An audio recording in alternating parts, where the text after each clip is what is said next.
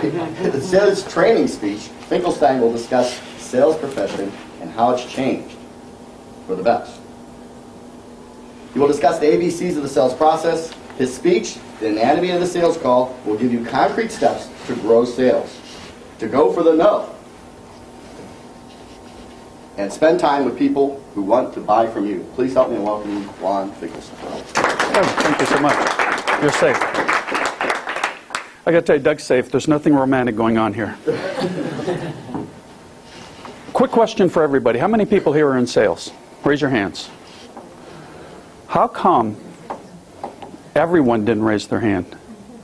Everyone here is in sales in one capacity or another.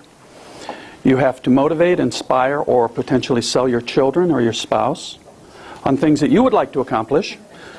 You need to inspire and motivate your customers to do business with you. You need to influence your friends and associates to go see that movie you want to see. So let me ask the question again. How many people here are in sales? That's right, all of us are. It's not a profession in and of itself per se as much as it is a way of life. And what I want to do is bring your attention to the presentation. We're going to cover several things today. And what I'd like to do is save the last few minutes of the presentation for questions, because we're going to cover a fair amount. And my goal for you today is to give you something concrete and tactical that when you walk out of here you can apply in your business or in your personal life. So what we're going to do today is we're going to talk about the problem with sales as it exists. We're going to redefine that process a little bit. We're going to go through a process where we're actually going to talk about the anatomy of a sales call. And every sales call can be measurable, repeatable, and predictable, so you always can determine the outcome you're going to experience. And then we'll open the floor up for questions. Now, as I mentioned, sales is for everybody. When I talk to people and they say, well, I'm not in sales, I don't need to know this, my first reaction is, do you have children? Do you have friends? Do you have a spouse? Significant other? If you do, then you're selling something all the time. My wife and I have a great negotiating process where we negotiate the movies we want to go see. She loves to go see chick flicks. I love to see action movies, so we try to find a chick flick that's partially action. You know, so it works for us, but that's part of the selling and negotiation process we go through. My children are grown up now. I can't tell them to do anything. I have to somehow sell them on what I want them to do. It's good for them. It's the right thing for them. And that's what we're going to talk about. The problem with the existing sales process is that a lot of people fear rejection. They're afraid to go up and ask for an order, introduce themselves to somebody, or even just engage somebody because of that rejection piece.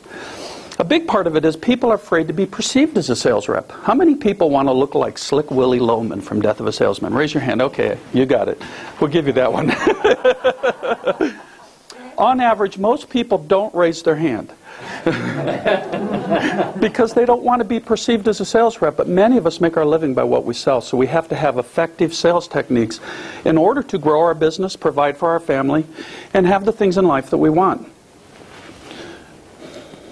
The other thing is that we have we're told to build relationships, and I'm a big proponent of that, but very few people, I believe, know how to take a personal relationship and move it from the personal side into the sales side so that it moves into a business relationship. How many people play golf with somebody for years, and then they refer business to somebody else, and you find out about it, and you say, well, why didn't you refer me? Well, I didn't know what you did. Well, we've been playing golf for 20 years. How come you didn't know? You never told me. So there's a communication method that we can use there. And finally, a lot of people waste time with the wrong people. Instead of going for the no, instead of trying to figure out if it's a real candidate to buy from, they try to sell to everybody, and they waste their time. And they don't know when to cut their losses. So what we're going to do is we're going to show you how to get through some of those challenges today. But first of all, I want to redefine the sales process. The old process was about manipulation.